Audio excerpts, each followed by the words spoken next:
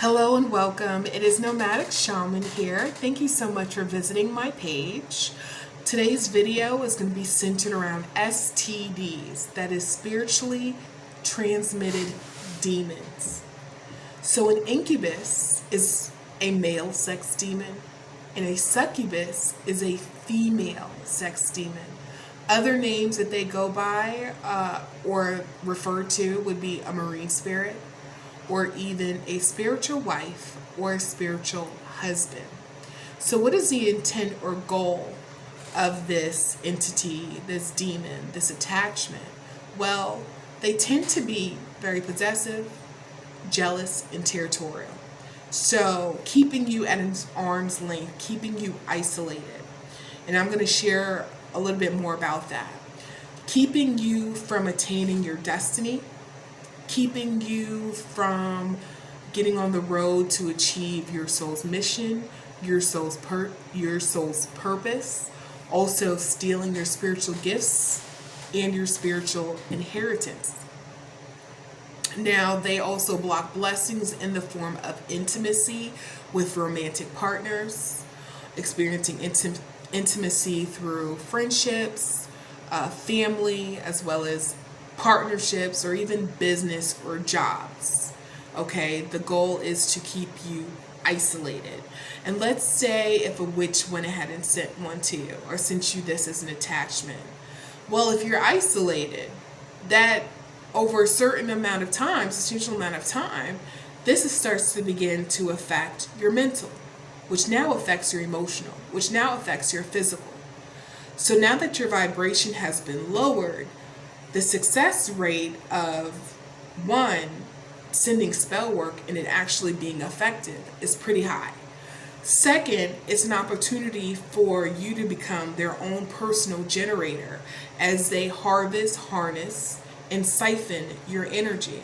So I'm going to explain to you 6 common ways on how one inherits an STD, okay, an incubus or a succubus. So the first would be through witchcraft. So within spell work, a witch will conjure or summon an entity. The attachment will either send it to your home, will send it to be bound and attached to you, or will send it to someone that you may be attracted to and send that person to you. Okay? The second would be through binding in or attaching themselves, basically sleeping with entities, y'all. There's people out here sleeping with entities, spirits, ghosts, demons. And you're probably like, why? The reason is to obtain power, wisdom, knowledge, and spiritual gifts of the supernatural. Okay? The third, so they're basically, essentially, they're entering a union and a contractual agreement with these entities, and they're offering their body as a sacrifice, and in return, they work in partnership, okay? So they are bound together. Essentially, it's like a possession, because now the vessel, which is that person, is housing the demon. Okay. Now the third would be through your ancestral bloodline or generational curse. So what that would look like would be someone actually cursing your family and your descendants that come to follow. Or the generational curse can look like a generational pattern, such as an addiction, i.e. a porn addiction or a sex addiction. Okay. The fourth would be through abuse, sexual assault, or molestation. Okay, because what emerges from that experience is untapped and unhealed trauma and wounding. Okay, which can fester and grow. Another way would be through soul ties and energetic cords. There are different ways to attach energetic cords. We have mouth gates, we have ear gates, we have eye gates. So it's always good to be cautious and aware of what you choose to ingest okay? What you choose to listen to, what you choose to eat, what you choose to see or read, who you choose to interact with, which brings me to my final point, which would be involving in certain sexual acts with low vibrational, engaging in low vibrational activities, low vibrational people, and porn. Why? Because spirits jump, spirits transfer, spirits hijack. Take it from someone who communicates with spirits. It's easy to transfer, so you always want to be mindful, okay, who gets access to your energy.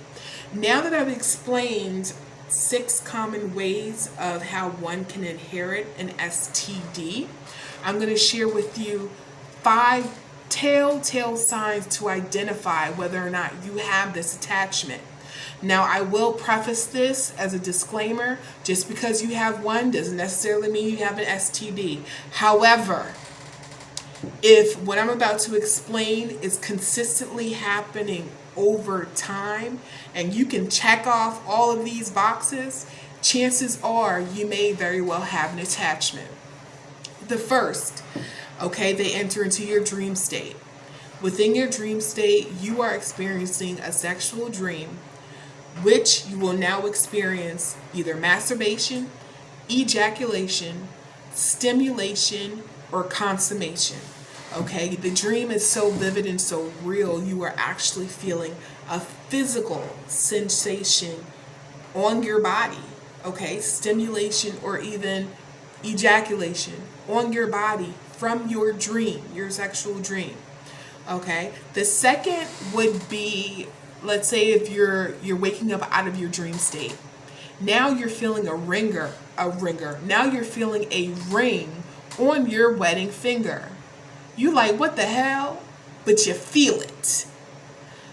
What that means is you have consummated. You are now in union in a contractual agreement with an STD, an incubus or succubus. They are equal opportunity demons. Anybody could get it, okay? They don't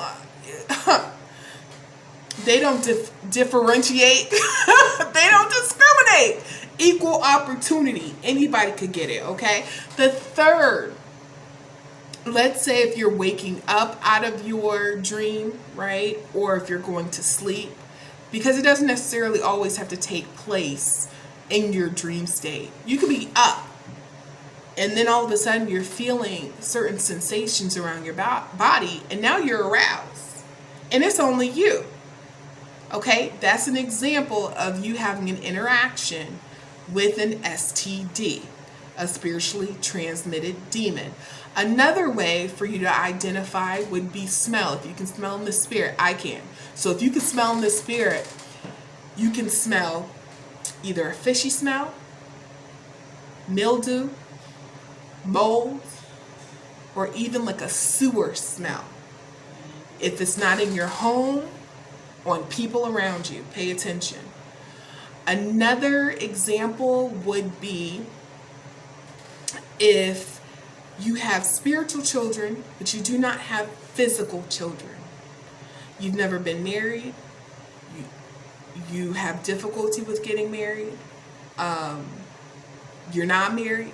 Or even if you are married, there's very little interaction, attention, and affection between you and your partner. Now I'm going to break it down with how this works. Because when you are married in the spirit, you have now been imprinted. You have now been marked. How that manifests in the physical, you are taken. So that's how people respond to you. Okay? You either are not taken seriously or you are taken, you are booed up. So therefore, you don't have any prospects, or if you do have prospects, you don't have any long-term prospects or long-term, relationships.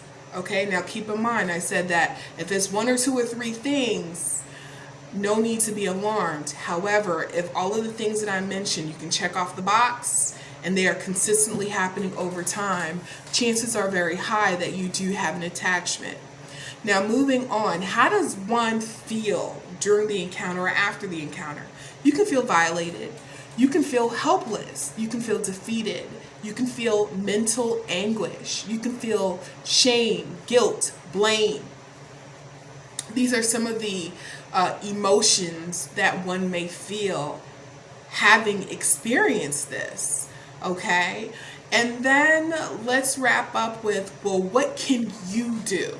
What can one do to combat or to release the attachment? Well, outside of seeing a spiritual practitioner who is skillful in exorcism, because that's what it is, outside of seeing a priest who can cast out demons, what you can do is, one, if you are single, practice abstinence. Okay. The second would be prayer. I'm talking Psalms is your best friend. Okay? Psalms 109, Psalms 140, Psalms 70, Psalms 23, Psalms 91, Psalms 54, just to name a few. Okay? So we have practicing abstinence, we have prayer. We also have meditation, breath work. You also need to work on your healing. Why? Is because when you are having intimate times, intimate moments, even unbeknownst to you, that's affecting your sacral chakra, your womb space. So there's a lot of healing that needs to be done within that particular area. What also you can do is affirming yourself by taking your energy back and taking your power back. Because a lot of times in this instance, you may feel helpless and defeated. So you're constantly needed to reaffirm yourself that you are powerful and that you can and will get through this. Another way would be to incorporate spiritual baths and salt baths as part of your regimen, whether it's once a week, once every 2 weeks, is your call. But incorporating spiritual baths, okay? This cleanses, and also this cleanses and can also remove spell work depending on what you put in your spiritual bath. Fasting, if I didn't include that beforehand. Fasting will break spells, y'all. Okay, but I'm not talking about a couple of hours. I'm talking about at least a 24-hour water fast. A dry fast if you bout it and can handle it. But a water fast, 24-hour water fast, does wonders. Okay? Also to incorporate is cord cutting. Now, if you don't feel comfortable with doing cord cutting, there are a lot of cord cutting meditations, but if you don't feel comfortable necessarily doing cord cutting, definitely seek out a spiritual practitioner who performs cord cutting, or shamans. Okay. Another example would be if you experience a sexual dream, in the dream state, is to denounce and rebuke, and you cancel that dream, y'all. Because what these witches who send these attachments to you, when they send them through your dream state, they also like to send spell work for you to forget your dreams. So now you've entered into a union, a contractual agreement with a spiritual husband or a spiritual wife unbeknownst to you. Okay, because you don't remember what your dream is. Check out my one video I spoke about with dream journaling, because I speak on how to recall your dreams. I give you a couple of pointers on how to do that. But if you ain't got time for that, I need for you to cancel, I need for you to rebuke, I need for you to renounce, I need for you to denounce and cancel out your dreams. And with that, y'all, I think I've spoken enough. But it's always a pleasure. Feel free to comment, like, share, and follow. And until the next one, I'm out.